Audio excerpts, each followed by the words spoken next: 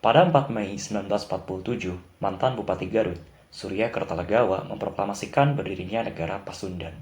Tetapi upayanya menemui kegagalan karena tidak mendapatkan dukungan rakyat dan para menak lainnya.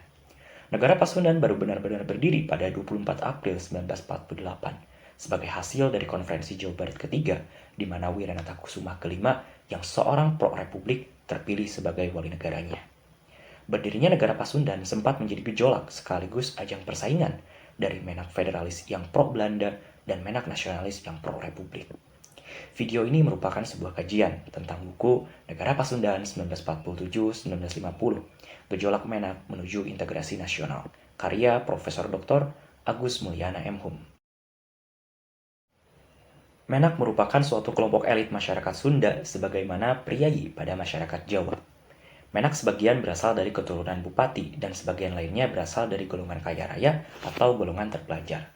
Nama Menak pertama kali tercantum pada naskah Ciburui pada lembar 3 versi bait ketiga yang dibuat pada abad ke-16 Masehi. Setelah runtuhnya kerajaan Sunda, yaitu Pajajaran dan Galuh, wilayah Jawa Barat terpecah belah dan dikuasai oleh Sumedang Larang dan kemudian oleh Mataram.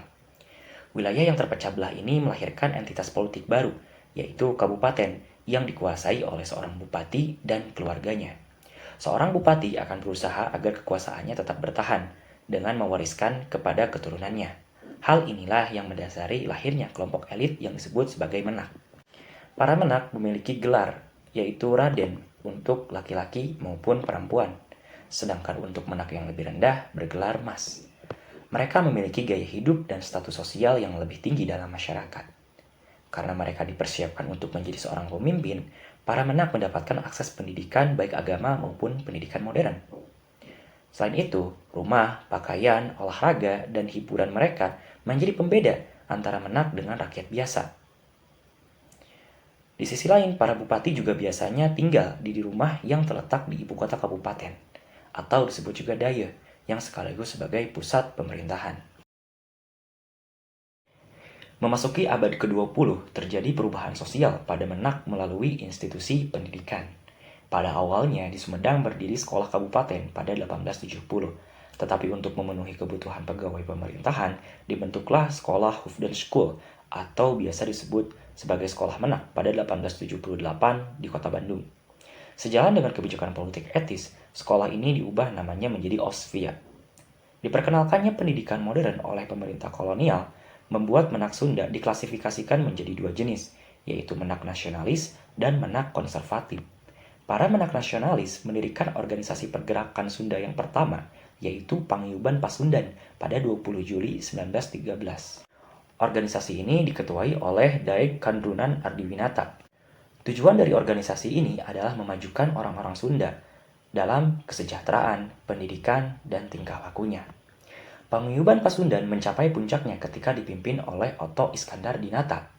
Di bawah kepemimpinannya lah Paguyuban Pasundan berkembang pesat dan berpengaruh di masyarakat, terutama di bidang pendidikan dengan diberdirikannya sekolah-sekolah. Pada perkembangan selanjutnya, Paguyuban Pasundan bergabung dengan Pemufakatan Perhimpunan Kebangsaan Indonesia atau PPKI bersama dengan organisasi-organisasi pergerakan lainnya. Di sisi lain, terdapat menak yang masih bersifat konservatif dan kontra terhadap gerakan nasionalisme. Mereka ini takut akan kehilangan semua kenyamanan yang telah diberikan oleh pemerintah kolonial, terlebih lagi setelah keluarnya UU desentralisasi. Salah satu bupati yang kontra terhadap pergerakan nasional ini adalah Surya Kertalegawa yang mendirikan Partai Rakyat Pasundan. Ketika SI Afdeling B melakukan pemberontakan, Surya Kertalegawa berperan dalam membasmi pemberontakan tersebut. Tampilnya menak nasionalis dalam dewan-dewan lokal bagi menak konservatif ini merupakan sebuah pergeseran kepemimpinan bagi dirinya. Semua kepemimpinan bersifat individual selayaknya bupati, kemudian bergeser pada keterlibatan rakyat dalam pemerintahan. Dengan demikian, transformasi sosial yang telah lama dilakukan pemerintah kolonial berdampak pada struktur pemerintahan pribumi. Masalah baru kemudian muncul ketika masa pendudukan Jepang, di mana Jepang memiliki rasa ketidakpercayaan terhadap para panggil praja sebagai pemangku kekuasaan. Karena memang Pada masa pemerintahan Belanda pun, para pangeran raja diperalat oleh Belanda untuk mengeksploitasi pribumi. Jepang lebih mempercayai kaum nasionalis dan agamis yang sejak awal memang menentang Belanda. Ketidakpercayaan Jepang sejalan dengan revolusi yang dilakukan oleh rakyat Jabar Banten, yang menginginkan pemimpin dipilih oleh rakyat sebagaimana sistem demokrasi sebenarnya dijalankan. Banyak sekali penurunan kekuasaan seperti bupati dan wedana di daerah Tangerang, Cirebon, dan daerah Jabar dan Banten lainnya.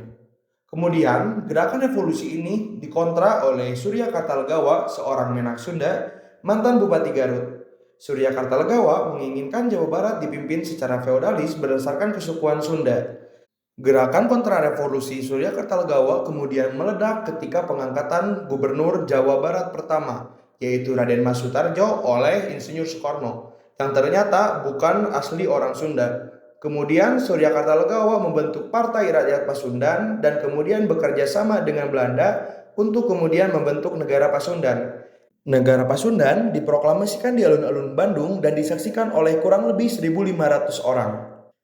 Namun, pembentukan negara Pasundan sendiri mengalami banyak pertentangan dari orang-orang Sunda, bahkan dari keluarga Surya Kartalegawa itu sendiri, seperti pamannya seorang Bupati Tasikmalaya dan ibunya Surya Kartalegawa, yang mengatakan bahwa apa yang dilakukan Surya Kartalegawa itu tidak benar.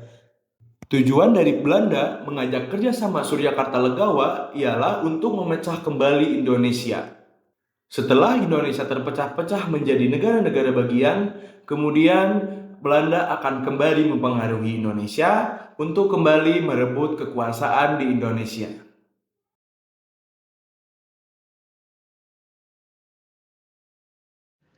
Tanah Pasundan atau Jawa Barat seakan-akan menjadi tanah sengketa, diperebutkan oleh tiga kekuasaan yaitu Republik Indonesia, Negara Pasundan, dan DITII. Kegagalan pembentukan Negara Pasundan di tangan PRP dan Surya Kartalegawa kemudian menyandarkan Belanda bahwa Surya Kartalegawa bukanlah orang yang berpengaruh di Jawa Barat. Belanda kemudian membentuk sebuah pemerintahan umum yang dipimpin oleh seorang rekomba di Jawa Barat. Dari sini juga kemudian terjadilah sebuah konferensi yaitu Konferensi Jawa Barat. Konferensi Jawa Barat ini dilaksanakan sebanyak 3 kali dan garis benang merahnya ialah terdapat dua kubu Menak Sunda, yaitu Menak Sunda Federalis dan Menak Sunda Republikan, yang pada akhirnya juga dilaksanakanlah sebuah pemilihan wali negara Pasundan yang akhirnya dimenangkan oleh Menak Republikan yaitu Raden Arya Adipati Wiranata Kusuma V. Kemudian wali negara Pasundan yaitu Raden Arya Adipati Wiranata Kusuma V mengangkat Anwar Cokro Aminoto sebagai Perdana Menteri Negara Pasundan. Namun di tangan Anwar Cokro Aminoto, negara Pasundan mengalami kelemahan. Terlebih adanya pemberontakan dari Angkatan Perang Ratu Adil atau APRA yang dipimpin oleh Raymond Westerling, yang pada akhirnya wali negara Pasundan kemudian menyerahkan mandatnya kepada Parlemen Pasundan, yang pada akhirnya berdasarkan Bresluit tanggal 4 Februari 1950 yang dikeluarkan oleh Republik Indonesia, negara Pasundan atau Jawa Barat sepenuhnya diserahkan kepada Republik Indonesia. Dan pada saat itu Sewaka atau Raden Sewaka diangkat menjadi gubernur Jawa Barat dan merupakan orang Sunda pertama yang menjadi gubernur di Jawa Barat.